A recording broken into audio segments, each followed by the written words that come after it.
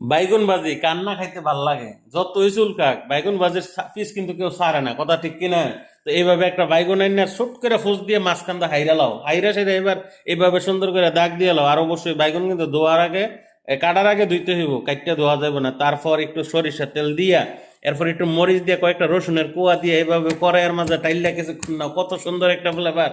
রুটি দিয়া খাইতে সেই মজা লাগবো কিন্তু, বুঝছো? কোনো মশলার দরকার নাই। এবার যদি মশলা খাইতে পছন্দ করো, তেল ডাইলা দাও, তেল ডাইলা দিয়া দুইটা পেঁয়াজ লাইরা সাইরা ভাইজা নাও, তারপরে হলুদ মরিচ নুন দিয়া সুন্দর করে একটু কষাইয়া নাও, ঠিক আছে নি? এরপর একটু পানি দিয়ে দুই চারটা কাঁচামরিচ দিয়ে দাও, একটু ঝাল ঝাল খাইতে পারবা কামড় দিয়ে, তারপর একটু আবার পানি ডাইলা দাও।